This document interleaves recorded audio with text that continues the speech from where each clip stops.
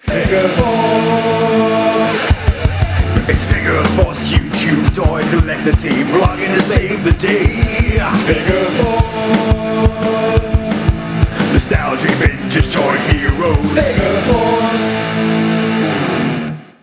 Hello everyone, it's Rider here and welcome to another Figure Force video. This is a response video to my good friend Rudy Zazoo, where he did a video about a vintage and modern comparison about a week or so ago. And he picked vintage tracks and compared it to MP tracks. And I wanted to join in on the fun. So today I'm going to be comparing a vintage figure with a brand new release. And we're going to be scoring it on 5 different points. So we're going to be scoring it on packaging, scoring it on alt mode, accessories, overall design in robot mode, and articulation. So they're the 5 things we're going to go through. Now, I wanted to pick a figure. I've been debating over this for about a week or two now, since I saw Rudy's video, and I was originally going to pick Overlord, G1 Overlord, and compare it to the Titans Return version. And then I had a figure come in the post, and I thought, well, it almost epitomises the reason for doing this. A bit like Overlord, there haven't been many versions of him, and the figure that I've picked is Skytread or Skywheels. Now, I think this is quite unique because I'm sure, apart from the Titans Return little Titan Master that you got with a little gun thing, there's only been 2 versions of Flywheels or Skytread as it is now known. So I thought that would be a really good video to pull together. So that's what I'm going to get into now. So shall we start off by having a look at the packaging? So with the Siege line, we now get deluxes in boxes, and that is quite cool actually, because you can put the figures back in there. So you have to give it credit where credit's due, because I know a lot of people like to keep their figures displayed in boxes, but we all like to get them out and have a play. So this really gives you the best of both worlds. I like this design here. I think there's some beautiful artwork of Skytread or Flywheels here, and some beautiful modern Siege artwork there. Like the clear window, and on the back you've got your 18 steps transformation. You've got some product shots of blowpipe here. So yeah, not too bad packaging. I think it's definitely an upgrade from what we've seen recently. But is it as good as the original? Of course it isn't. Now, I am a big nostalgia freak, and nothing gets my Transformers fanboys blood going like a vintage Transformers box. It's beautiful. It's beautiful. You've got the clear window here, as we've come accustomed to, the Duocon Flywheels, or Skytread as is now known. Some lovely G1-esque artwork there, product shots on the side. This really does remind me of walking around like the Jolly Giant or Woolworths when I was a kid. On the back, you've got some beautiful G1 artwork. You've even got the points, if you remember those. You used to cut those out, send them off to Hasbro, ask for a robot, and they'd only ever send you a Firefly or an Inferno back because they'd sold all the other ones. But beautiful. And of course, you've got your tech specs here as well, which you can use your little red filter, which mine is in the box, to read Flywheels tech specs. So, the wings, it's got to be G1. 1-0 to G1. So, alt modes wise, it's going to be an overall score for alt mode, because of course, Flywheels or Skytread actually has 2 alt modes. And let's take a look at them now, starting off with his jet modes. So, on the left here, we have the G1 version, complete with rub sticker and original sticker there.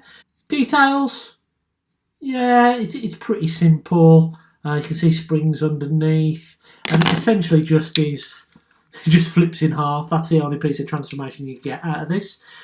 From the Siege version, you can see there's a lot more complex transformation going on, as you can see underneath. There's more to it. It's a bigger size.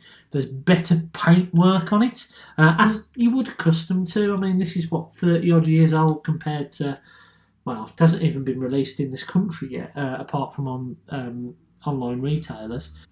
Both of these are beautiful. Skytread here, transformation is fine. Everything tabs in the way it should. The arms are a little bit dodgy how they transform underneath at an angle, but once you've worked out how to do it, that's fine. I think these are pretty cool, but to me, I think the newer version with that extra bit of paint, that extra bit of detail, that gold rim around the wings, yeah. At the moment, half a point to Skytread. Okay, so let's have a look at the bottom half of Skytread or Flywheels, the tank part. So let's have a look at the G1. So as you can see, he's got his cannon here. Really simple transformation, of course, on this. Effective, does the job. No paint, just 2 colours of plastic, and that's about it. You can take his weapon and you can place it there, so you can have a bit of double gun action going on. But yeah, that's about it for him. Cool, simple, very G1. Let's have a look at Skytread now, and you can see there's some beautiful paintwork. I know a lot of people are hating on this dry brushing that's on the siege line. It works really well on Flywheels, I have to say. I'm a bit questionable myself on certain ones, but I want to see them in the flesh first before I pass judgment on them. And this works really well. You've got some lovely silver paint here and, of course, a bit of dry brushing. You've even got some silver paint on, it's kind of silvery gold paint on the weapons here. Now, there is a flaw with this figure, unfortunately, and it's to do with this port here. Now, to make him look like the G1 tank, you need to use a central port. So when you try and do the central port, sometimes it falls off. And there is a reason for that. If you look at the shape of the back of the gun, and then look at the shape it's trying to fit onto here, what it does is it clashes with this part here, and you can only put it in ever so slightly, like the tiniest millimetre, holding it in place. But even when you do put it in place, it won't lie straight because it's forcing the gun to one side, which is a little bit disappointing. A bit of an oversight there, which is a shame. I don't know if it was meant to clip on the top as well, but that unfortunately doesn't work. What I will say as well, even though these back panels are clipped in now, I did have a little bit of trouble clipping them on.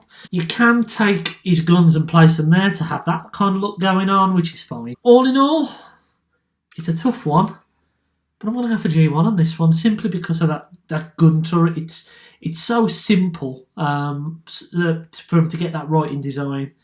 It's a bit unfortunate. As you can see now, I've got a little bit of stress on this little port here. I don't know if you can see it, because of trying to put that gun in, which is a shame.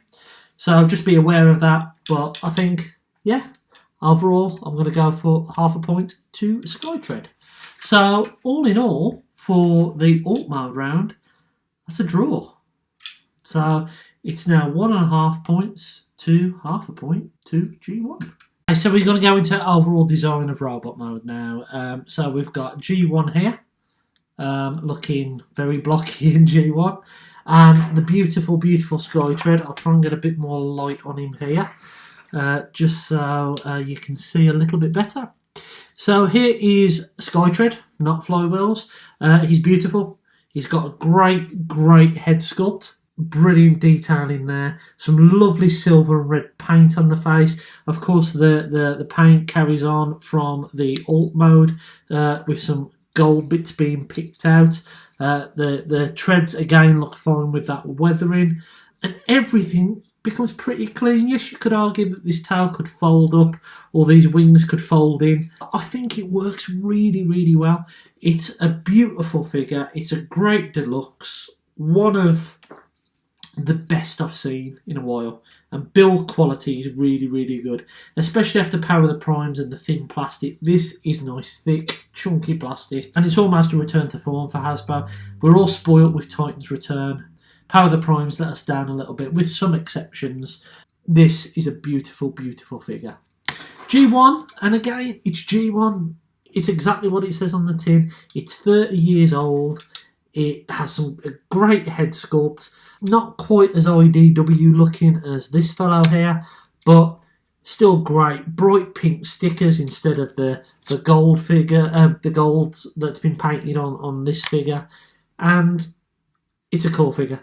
Really, really cool. I really like Flywheels, always like Flywheels. It's cool. Really, really cool. Who's won robot mode? Of course, it's the new guy. It's Skytread. The design, how good he looks in hand.